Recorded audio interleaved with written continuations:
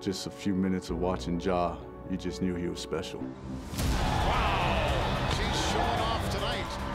You're not afraid of anyone. You went at James Harden, that he was disrespecting you a little with the way he was guarding you, and you were like, tell that mother about me. Ja Morant, he's gonna be an MVP in this league, and he's gonna be arguably the best player in the game. And you look at Ja, the kid is super special. Memphis got a great one. So sky's the limit for the kid. Currently, as it stands, everyone is excited to watch Ja Morant's future unfold, and we are certainly going to get into that. But before we start talking about Ja's historic rookie season and his seemingly unlimited potential, I want you guys to consider just how far Ja has already come in his basketball journey. Remember, this is a player who was once completely unranked by the end of his senior season in just 2017. Despite this, 2 years later in the year 2019, Ja Morant had worked his way into becoming the #2 player in the 2019 draft, and now in the year 2020, he will be named the 2020 NBA Rookie of the Year. Those two facts are completely insane and really give us a glimpse into the upside that Ja has. Because again, despite the fact that he was an unranked recruit in 2017, now in the 2020 NBA season, Ja has given us one of the best seasons from a rookie point guard we have ever seen. And to show you what I mean here, throughout NBA history, there have only been 9 rookies to ever average at least 17 points and 6 assists a game in their first season. And yes, I'm already including Ja in this list, and of the 8 other players other than Ja who have accomplished this, 4 of these players, Magic Johnson, Oscar Robertson, Isaiah Thomas, and Allen Iverson, are already in the Hall of Fame, while 2 others, Damian Lillard and Trae Young, could also be considered future Hall of Famers. And the thing is, as you could see when comparing players on this list, Ja has also had a surprisingly efficient season for a rookie point guard, as he currently has a PER of 18 and a true shooting percentage of over 55%. But before we continue diving into the numbers here, I want to bring up the thing that excites me most about Ja's game, because when listening to what his teammates and coaching staff have to say, you hear things like this from Kyle Anderson. I see behind the scenes, obviously, and things he reads and some of the things he says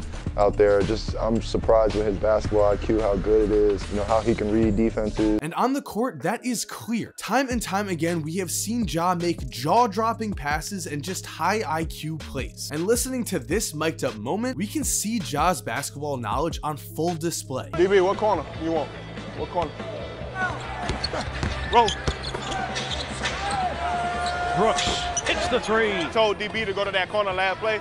He's shifting on the block, so I'm gonna just come off and zip it straight, yeah. Because as you just saw on that play, Ja told Dillon Brooks to go to the corner, knowing that when Jonas Valanciunas rolled to the basket, Dillon's man would slide over to help, and so Ja found him for an open 3. These are the moments that truly show that Ja is a next level floor general for a rookie, and these moments also show why Memphis has been able to rally around a rookie leader in Ja on their way to a successful season this year. But now, switching back to some stats, let me show you why Ja has not only been special as a leader, but as a player statistically as well. It is at this point that we are going to introduce another list here that showcases that Ja Morant is part of elite company. Because now, looking at this list, you can see that among every single guard who has ever played in the NBA, only 8 rookie guards total have averaged at least 17 points per game with at least a 55% true shooting percentage. This to me is incredibly important because we all know about the athleticism, we all know about the dunks, we all know that Ja has the ability to drive to the basket and embarrass defenders. What we can also see though is that Ja is already shooting around 37% from 3, and so sure, while he's not exactly a high volume 3-point shooter with only 2.4 3-pointers attempted per game, the important thing I'd like to note here is that Ja's shot is not broken. The potential for serious improvement is there. This is not the case of a point guard who has a broken jump shot and simply cannot fix it. As the seasons go on, as Ja is able to get up more and more shots, he's going to become a more and more lethal shooter, and with that, defenders will be forced to respect his jump shot, which means he's going to get easier drives to the basket where he could either finish or set his teammates up with his elite court vision. And speaking of things that sound great, guys, I am very excited to announce that this video is sponsored by Raycon. Now, Raycon is a brand of wireless earbuds that in my opinion are the best wireless earbuds on the market. The reason I say this is that the price of Raycons is about half the price of other earbuds on the market, and when it comes to sound, they sound just as incredible as the other top brands you might know. And guys, Raycon actually sent me their everyday E25 model. They told me it was their best model yet, and I've gotta say, I definitely agree. Now, personally, with other earbuds, I've always had a problem with them falling out of my ears as I do things like exercise. With these Raycons, I've never had that problem at all. Plus, they are extremely comfortable and they charge to give you 6 hours of playtime, something that I think is huge because I hate having to constantly charge things. And on top of all of this, Raycon is hooking you guys up because if you go to buyraycon.com/Mike Korzemba, you are going to get 15% off of your order. That is 15% off of earbuds that already are about half the price of other top earbuds on the market. And if my opinion is not enough, well, J.R. Smith feels the same way. He personally has stated he loves Raycon. So again, go to buyraycon.com/Mike Korzemba for 15% off. The link to that is going to be in the description of this video. Trust me guys, you will not regret it. And diving even deeper here, a lot of people have spoken about Ja as a future MVP, and wouldn't you know it, Ja Morant and two-time MVP Steph Curry's scoring stats as rookie guards are very, very similar. This of course should make Grizzlies fans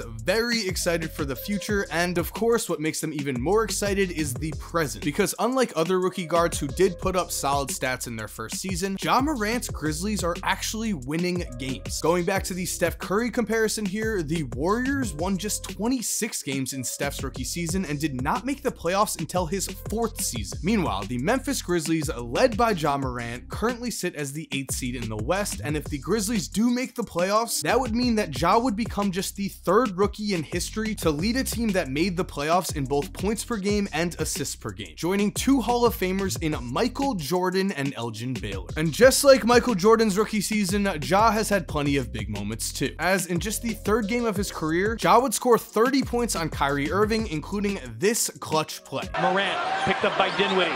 10 seconds. Ja down the lane, off the glass and in with 7 seconds remaining. And in this game, not only would Ja get it done on the offensive end, but on the defensive end as well. Keep in mind, this is just his 3rd NBA game ever, and he is already making game-saving blocks on legitimate stars, which led to this. Ja, Crowder for the win. Then, just a few weeks later against the Charlotte Hornets, Ja would keep the ball in his hands and do this. Morant, down the lane, lays it up, it is! Holy cow! With 7/10 of a second, Ja Morant! Which was, of course, another big-time play in a rookie season for Ja Morant that seems to have no shortage of big-time plays. I'm speaking, of course, about this. Well, you hear the chance of defense, that's what it is all about. Morant on the draw and just erupts over the top of Baines for the right-hand slam. And plays like this. Dylan Osman trying to knock it away.